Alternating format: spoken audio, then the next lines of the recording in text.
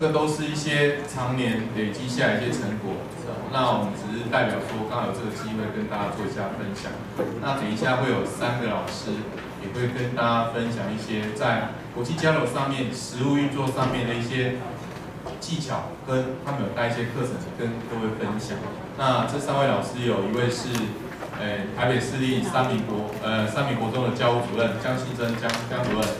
那第2位是台北市立民生国中叶芳颖叶老师，然后他现在是借调我们台北市的国教辅导团英文科的老师。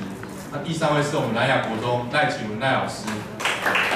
那其实他们3位都有很宝贵的实务运作的经验，所以等一下后面90分钟大家可以看一下。那我就开始做一些比较是属于原则性、事务性，还有一些概念性跟各位伙伴分享。那等一下，如果各位伙伴随时有问题，我们就随时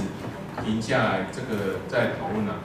那其实我今天大概报告主轴大概有这5点了哈。那请大家可以看一下，因为今天已经到了这个研习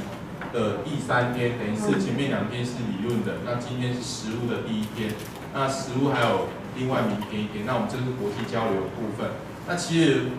在做这个 PPT 或是在做规划的时候，我一直都看到中正大学寄给我的这边的名单，国中端这部分参与国际交流这部分的研习老师，甚至推动国际教育的这部分，都是人数比较偏低的。按照这个报名的话，我们国中组大概我看到名单就有35位，那看起来是大概是将近这个数字。那国小端跟高中职端，他们推动国际教育的部分，它是比较多的。那这也显现说，我们在推动国际教育上面，在国中端这边会有遭遇到一些可能意想不到的因素，但是这意想不到的因素，我们都可以想尽办法帮他克服。因为国际教育这部分确实在推动上面，确实会有帮助我们孩子之外，其实受益最多的是在老师的身上。这我后面会再跟各位分享哦。那其实国际教育的迷思，我想大概大家会觉得说，它是又是一个议题吗？还是说它是一个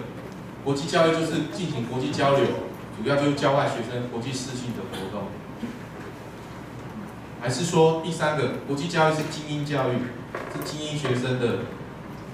然后或是都会孩子的独享的学习机会？国际教育对你而言，你觉得这是什么？你可以想一下。那还是说推动国际教育比较适合是在高等教育阶段？还是说推动国际教育是英文老师的责任？还是国际教育和本土意识有相互对立吗？其实这些问题你可以去思考一下。其实这些，我想，说不定你从理论的研习一直到今天实务的研习，听下来，说不定你已经对国际教育已经有一些不一样的见解。但是事实上，已经会想来参加这个研习，而且是在暑假当中2个月，各来2天。我想你对国际教育已经踏进了第1步，你已经有充满一些期待跟想法，你要怎么去推动它？所以其实你可以去思考一下，其实国际教育的迷思这些问题都可以自己思考一下。我想推动国际教育绝对不是只有英文老师的责任，是全校师生一起的责任，而且也不是精英学生才可以受惠，也是弱势孩子也是可以协助他。那这个也不是只有视讯跟国际交流，最重要的是国际教育推动，国际交流最重要是回归到课程上面。所以等一下我们3位伙伴会跟各位分享，就是课程这部分，在国际交流的部分，课程要怎么做，有一些实务经验。那或许大家觉得国际教育是在高等教育比较适合，但是其实上以大部分来看 ，SIP 这几年国小、国中，它的出去的做国际交流的国际教育的部分，它的一直在提升，而不再只有停留在高中职阶段英镑、澳镑这部分。我想这部分其实这些迷思都可以大家去思考一下。OK， 国际交流跟接下来我要讲的是国际交流跟国际教育的关系啦。各位可以思考一下，其实，在各位在上一些理论的时候，大家可以思考，其实现在国际教育白皮书上面有讲到嘛，就是即使有国际交流、学校国际化，还有教师专业成长，还有国际教育课程的融入。那我们今天虽然主轴是在讲国际交流，国际教育它分为这个四个，但是我们今天所讲的是属于国际交流的部分。但是我要跟各位讲，其实我们在做国际教育这一块，国际教育这一块，我们是课程跟交流都是融入在一起。要有好的交流，绝对要有深厚的课程当基底，你才有办法发展出适合国际交流的长久的一些模式。假如说你没有一定的课程，没有国际交流的一些学校本位的一些特色课程的时候，我想有时候就像外宾来，你要介绍你的学校给人家认识，或是比较特色课程的时候，你也不知道。甚至你要出国去，你要介绍你的学校跟对方学校做认识的时候，这个也是你会遇到很大的挑战。那你学校的特色到底在哪里？你为什么要做国际教育？你可以拿出什么元素可以做国际教育？然后拉近这个彼此之间的关系跟缩短之间的距离，我想这都很重要。所以你会发现，我在这边一直在强调，就是说，我们不论做国际教育的国际交流，我们一定要回归到课程这个层面来实施。那课程层面不是只有英文老师的事，是全校所有的老师都可以做。那各位又呼应到教育部的 SIP， 它是学校本位，学校本位你要怎么做？你想怎么做？都是以学校为一个根基，你自己慢慢发展出你的特色。就算那个 SIP 之后的有打分数评分，那也是你自己做评估。我想这个教育部对这个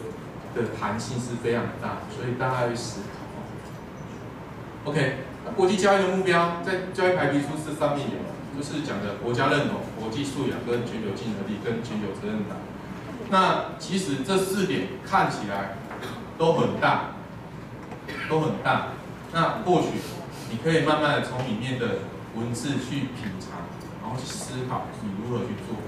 那国家认同的部分，从认识自我出发，让学生具备本土意识、爱国情操。你要做国际教育，最重要的是你要认识你自己。我们现在孩子大部分对自己的爱乡爱国的情怀是认识我们自己国家，这个部分说不定不是那么认识那么深。就举一个例子好了。或许这是我们都会区的孩子的问题。有时候我们在升旗的时候，我们孩子连唱国歌都不太愿意唱。可是当你到国外之后，听到台湾的国歌的时候，每个都肃然起敬，你都快流下眼泪了。这在国外跟国内差别这么大吗？这个都会真实遇到的问题。然后你在台湾看到国旗，好像是很稀松平常；到国外看到一个台湾国旗是很不容易的东西。OK， 所以国家认同做国际教育一定要从国家认同开始做起。在国际素养，从外语、文化相关的全球议题学习中产生具有国家主体的国际意识。很简单，你要做国际交流之前，你一定要有深厚的课程。这些深厚课程包含哪些？国际礼仪也好啊，你到一个跟英国交流、跟美国交流、跟日本、跟韩国交流，你一定要有一些国际礼仪嘛。再来，英文口说能力吧，简报能力吧。这些都是要具备的能力啊，所以你要有这些素养，而且国际礼貌嘛，这些都是需要的。所以在你的课程里面，这些都是你国际教育所要具备的基底的课程，这些都是你可以做的事啊。全球竞合力，提供中小学跨国学习机会，激发其跨文化比较的观察力跟反思力。或许，我们今天早上在开教务主任会议，今天请到叶秉成来讲。叶秉成大家可能知道，翻转教室现在台大一个大家很有名的一个老师。可是他在讲一个概念，我觉得大家可以吸收，就是我们太固着于在我们的自己的领域。当有一个新的议题或者新的东西出来的时候，我们害怕去改变。我已经顾得这么好了，我突然间要顾到一个新领域，会害怕。可是我们呢，一定要鼓励我们孩子，因为现在全球化的社会不可能只有在台湾，他一定要踏出去。我今年7月的时候，我97年开始做国际教育，做飞行到现在，我今年终于第一次出国去，跟着我们的老师到英国才自助旅行17天，我们住的真的是背包客的旅社。我们在一个学校真正从早上9点到下午5点待了5天，那对我的冲击是很大。你可以看到一个国家，一个学校体制，让孩子跟他们学生互动，那个真的是没办法用言语形容。那我后面等一下会看到我们去年去的情景，今年的部分，我想未来有机会我们老师会跟大家分享。那所以你可以看到出国去的时候，你会真的是不一样的体会。再来是全球责任感。我想不同的族群、地区文化尊重跟包容，这都是很重要的。就算说，我想我们地球，我们都居住在地球，我们是世界公民。那环保议题啊，不是说环境污染的议题等等，这些问题都是可以，我们大家都要去关心它的。所以这个国际交流这4大目标，我想大家都可以好好的从这边思考出去。再来，我要讲的是国际交流不等于是国际交流，这个大家认同，就是国际交流不是说我带一团出去那边就是属于国际教育，那差很多了。我想真正的国际教育是你要从课程这边出发，然后你可以对方的文化生活，然后对他的地理文化各方面都要认识，才是真正的一个深入的深层的交流，而不是我今天像一个旅游团一样，大家走马看花那个，只是看到肤浅的东西。我想这个东西真的大家理清楚，国际教育不等于是国际教育，所以你的真正的国际教育你要做得好，就要从课程做起。这个部分还是要跟大家一直在强调，所以这个大概是这样子，所以大家知道一下，国际交流真的不等于是国际教育，不要以为说大家都我们那个音乐性的社团、管弦乐、国乐团出去，那就叫国际交流，那不一样，那个真的是表演性质，跟真正的去那边去体验的那种是不太一样哈。虽然你或许会有，再来。我想，国际交流为国际教育的其中一个面向啊，这个还是要跟大家讲，就是说这个是一个4大面向。那其实这个4大面向里面，国际交流包含这4大面向。那国际交流这个面向，我想就是说，大家还是要在做国际教育的时候，不管你是做到国际交流这一块，你也要顾及到其他3块的发展。所以这部分还是要跟大家一直在讲一下。我一直在重申的，就像我们在做国际交流的时候，我们的课程是我们打基础的一个工作，那我们课程做得扎实，相信我们孩子出去国外，他会受益无穷，甚至他还会反省，然后让他可以得到更多的启发跟成长。好，那其实我想这个相片大家可以看到，这是那个在百金汉宫，百金汉宫是英王女王住的地方，然后他们有卫兵交接。那我们有去那边看，那其实你看出国去，就是最重要的是让我们带领孩子用新的视角拥抱不同的人。在台湾看的卫兵交接不是这个样子，就是武兵不是这个样子。那我们只能这样，为何台湾缺乏国际观？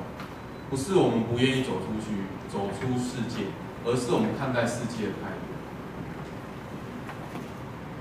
我们现在都会怕怕的，好像出去都会被吃掉那种感觉。那其实讲白了，我这次出去之前我也怕怕。但出去之后，因为我们其实出去就有责任。我们在伦敦那个地铁站，我们曾经走10遍，那个责任突然间，哇，好可怕！伦敦有830万人，那地铁站走10遍，可是这只能靠你平常跟孩子之间的互动，然后一些处理危机的一些去解决的事情。但是最重要的是，你可以去看到说，你带孩子出去，甚至你自己出去的时候，你用什么样的角度，用什么样的眼光去看待这个世界。我想最重要的是你要去，真的是要去体验，然后看待世界不一样。那我们的卫兵交接是很自私的在那边耍钱，就他们这边是唱歌，还有敲鼓、吹音乐，真的是不一样的那种文化，不一样的所有衍生出的东西。然后推行国际教育与交流，先让老师动起来。我想在座今天都是主任或是老师或是校长。那我觉得最重要的是老师动起来，你有新的刺激到你脑海里面，你就有新的想法给孩子，孩子就有新的认识，然后就会在学习上面就有成果产生，然后这个循环，老师接受新的刺激，刺激完之后新的想法给学生，学生有新的想法之后，创意之后会回归到学校就有不一样的亮点。那带领孩子认识世界，必须仰赖老师的宏观视野。老师必须要宏观的视野，你才有办法带领孩子。也就是说，你的格局、你的态度、你的对这个国际教育、国际交流这个怎么看法，你的想法会带着你走出不一样的路线出来。那其实这张相片是我们今年去那边，